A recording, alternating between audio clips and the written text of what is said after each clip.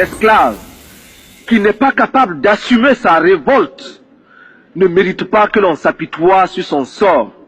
Cet esclave répondra seul de son malheur s'il se fait des illusions sur la condescendance suspecte d'un maître qui prétend l'affranchir. Seule la lutte libère. Bonjour l'Afrique, bonjour le Mali. Comme vous le savez, c'est l'homme du métro. Je tiens à glorifier Nzambiampungu Tulendo, le Dieu de nos ancêtres, qui nous donne la force et l'énergie tous les jours que je suis avec vous et que j'ai son énergie pour pouvoir parler avec vous. C'est un sujet, c'est un moment de célébration de l'énergie créatrice. Notre Dieu Nzambiampungu Tulendo, le Dieu de nos ancêtres. Et je tiens à honorer tous les fils de la mère patrie Afrique, à commencer à tous les rois d'Égypte, à tous les Mani-Congo, à toute la fierté africaine, Cheikh Anta Diop, Toussaint Louverture, Antonor Firmin, Marcus Garvey, Thomas Sankara, Lumumba, Modibo Keïta, Sylvanus Olympio du Togo et beaucoup d'autres. Alors, avant de commencer mes propos, je tiens à vous dire que le 17 octobre 2020, tous les panafricanistes sont invités à une grande marche aux côtés du peuple congolais qui se lève contre la dictature qui s'est imposée au Congo-Brazzaville depuis le 15 octobre 1997. Donc, à partir de 11 h, nous serons déjà à Porte de Clignancourt et nous allons marcher jusqu'à la place de la République. Le numéro contact WhatsApp, le 06 25 15 05 47. 06 25 15 05 47. Alors, je viens vous parler au sujet du Mali aujourd'hui. La révolution, c'est la poule aux yeux d'or que nous, la jeunesse africaine, les panafricanistes en particulier, que nous devons conserver. Le combat commence maintenant. Le combat vient de commencer parce que nous venons de sortir la tête de l'eau sous le joug de l'impérialisme des dirigeants français. Je vais vous faire d'abord écouter donc cet article, après je vais continuer mes propos. Du coup, l'islam puisse arriver et surgir au Mali en disant « Qu'est-ce qui s'est passé ?» Ça a marché, moi je suis allé au Mali à une époque, il n'y avait aucun problème. Maintenant on n'y va plus. Mais qu'est-ce qui s'est passé? On a paupérisé le Mali, on a fait venir plein de Maliens, le Mali est devenu pauvrissime, on a continué à exploiter les sous-sols justement pour avoir les matériaux rares qui nous permettent aujourd'hui de faire des voitures prétendument écologiques. C'est-à-dire les voitures hybrides qui fonctionnent aujourd'hui à l'électricité fonctionnent à l'électricité nucléaire. Et quand elles ne fonctionnent pas à l'électricité nucléaire, elles utilisent des métaux rares qui eux-mêmes sont prélevés en Afrique. Et voilà pourquoi on est au Mali. On n'est pas là-bas parce qu'on aime tellement la liberté qu'on les préserve du djihadisme. On s'en fout du djihadisme là-bas. On veut juste pouvoir exploiter, avoir des bases et pouvoir exploiter le sous-sol des Africains, parce que la France est tellement islamophile de manière intérieure qu'elle est islamophobe sur la totalité de la planète. Il n'y a rien de... C'est formidable l'islam en France, mais alors dès qu'on peut tabasser des Afghans, dès qu'on peut tabasser des Irakiens, dès qu'on peut tabasser des Libanais, des Libyens, dès qu'on peut tabasser des Palestiniens, dès qu'on peut tabasser des Maliens, alors là, il n'y a aucun problème, on peut y aller. On fait des bombes, on fait des tapis de bombes, et voilà. 5 ou 6 millions de gens sont morts, de musulmans sont morts dans les frappes occidentales. Pour quelle raison? Parce qu'on vend des armes, complexe militaro-industriel, possibilité pour les gens qui fabriquent des bombes, des avions à réaction, etc., de dire il n'y a pas de problème. Et après, on fait quoi? Quand on a fait beaucoup d'argent, on finance les chefs d'État américains, qui eux-mêmes financent ces guerres, qui sont des guerres islamophobes. Ces guerres islamophobes génèrent le terrorisme. Le terrorisme, il tombe pas du ciel. Voilà des gens à qui on a dit, vous aviez un pays, vous aviez un chef. Ce chef, c'était Adolf Hitler. On détruit votre pays et en même temps, on installe la terreur au quotidien. Que font ces gens-là? Ils arrivent en Occident, ils ont perdu leur famille, ils ont perdu des membres de leur famille, ils ont perdu leur boulot, leur dignité, leur pouvoir d'achat, leur langue, leur culture, leur tradition, leur nourriture. Ils ont perdu tout ça. Ce sont comme des animaux en cage et on leur dit voilà, vous avez la liberté, ils sont là, etc. Mais il y a des gens qui deviennent paumés et qui peuvent se faire endoctriner par l'islam politique parce que d'un seul coup, c'est un horizon. Parce que c'est une hypothèse. Si on vous dit, mais vous vivez dans un endroit qui vous déteste, ils sont tous racistes, votre pays, vous n'y êtes plus, vous n'y allez pas, vous n'y retournez pas, puis vous faites quoi? Vous avez un pays qui s'appelle l'islam. Votre pays, c'est l'islam, c'est l'Oumma. Donc je pense que tant qu'on n'aura pas une politique nationale, une politique européenne, une politique planétaire et mondiale, c'est-à-dire tant qu'on n'aura pas de projets qui ne soient pas des projets d'argent, de fric, en disant allez-y, circulez, c'est formidable, plus on a des migrants ici, plus on peut baisser les salaires. Évidemment, vous avez des gens, ils viennent du Mali, ils n'ont pas de papier, et ils viennent dire, mais moi, si vous voulez, je vous fais la plonge. Et on leur dit, d'accord, pas de problème, tu me fais la plonge, mais en même temps, pas de papier, pas de truc, je te donne un petit peu d'argent, pas de retraite, pas de sécurité sociale, les sans-papiers.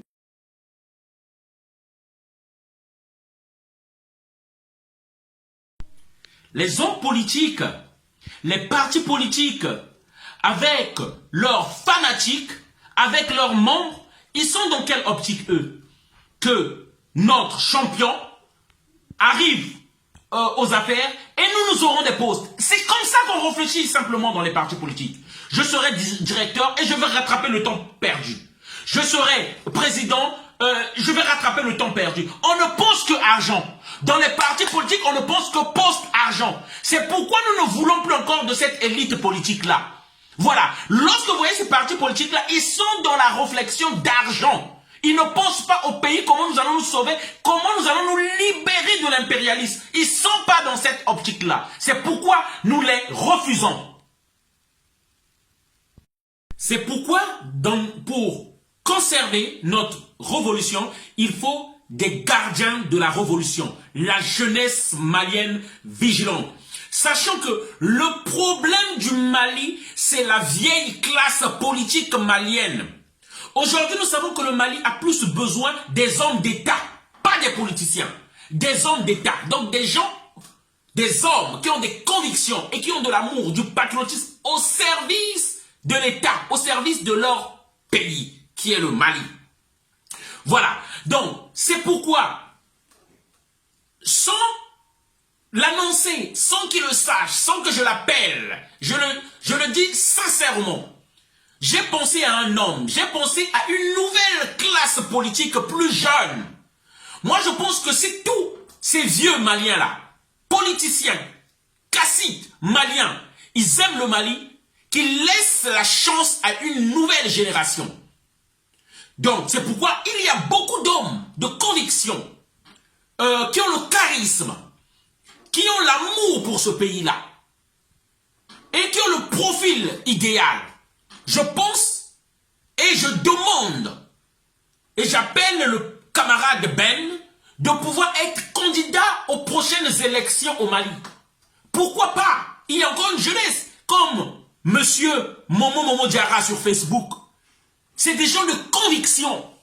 Je vous invite à être des candidats pour les prochaines échéances électorales. Nous vous soutiendrons. Les panafricains vous soutiendront. Nous serons même sur le terrain pour votre campagne. Voilà. Pourquoi pas Amina Fofana? Voilà. Des dames de fer. Parce que la politique malienne a besoin d'un nouveau souffle. Si nous ne le faisons pas, qu'est-ce que nous risquons? Eux, ils vont mettre leur pion. Si nous ne le faisons pas, la CEDEAO, pourquoi elle condamne le Mali? Elle condamne le Mali parce que dit-on que le Mali devient... Il y a de l'anarchie maintenant au Mali. Parce que le Mali ne suit plus le chemin démocratique. Alors nous devons les battre à leur propre jeu. Nous devons les battre à leur propre jeu. Nous disons ceci que nous allons... Le Mali va se démocratiser, mais il faut couper l'herbe à leurs pieds. Je le dis, une nouvelle classe politique, afin que toutes les cartes qu'ils ont prévues là, comme j'avais dit dans ma précédente vidéo, les Soumaïla Cissé et tous les autres cartes qu'ils peuvent prévoir là, nous allons leur couper l'herbe aux pieds. J'appelle la jeunesse malienne, si nous voulons faire changer les choses au Mali, il faut soutenir cette nouvelle classe politique, cette jeunesse là, qui n'ont rien à voir avec les anciens. Et nous allons commencer cette campagne dès maintenant là.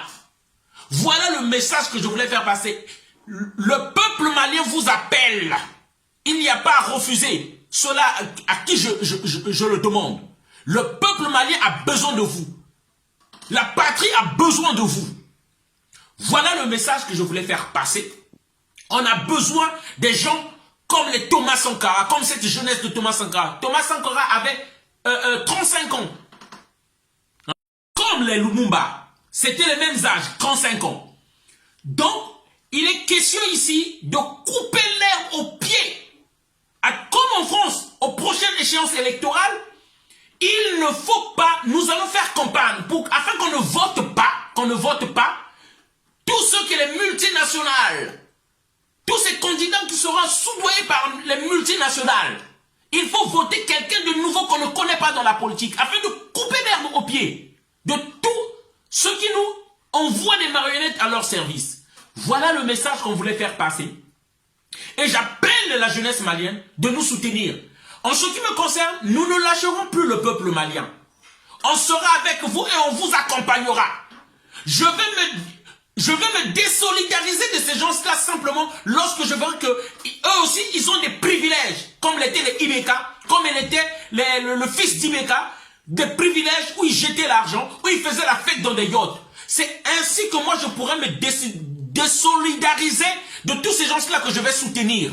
Voilà, parce qu'un bon président, un vrai président patriote qui aime son peuple, scolarise ses enfants dans son pays, se soigne dans son pays, donc arrange les structures afin qu'il y ait des bons hôpitaux dans son pays. Il n'a pas de compte bancaire à l'étranger. Voilà. Il ne se soigne pas à l'étranger. Voilà, ces enfants ne se scolarisent pas à l'étranger. Et nous voulons encore des chefs d'État qui ont ce profil-là et ce modèle-là. Voilà le message que je voulais faire passer. Partagez la vidéo. Et pour terminer, je dis bien, le 17 octobre 2020, à Paris, grande marche à la place de Clignancourt dès 11 h. Soyez là jusqu'à la place de la République. Voilà. Ingeta, faites passer le message. Merci, on est ensemble. À bas la réaction internationale, à bas l'impérialisme, à bas le néocolonialisme, à bas le fantocisme. Gloire éternelle au peuple qui lutte pour leur liberté. Gloire éternelle au peuple qui décide de s'assumer pour leur dignité. Victoire éternelle au peuple d'Afrique, d'Amérique latine et d'Asie qui luttent. La patrie ou la mort, nous vaincrons. Je vous remercie.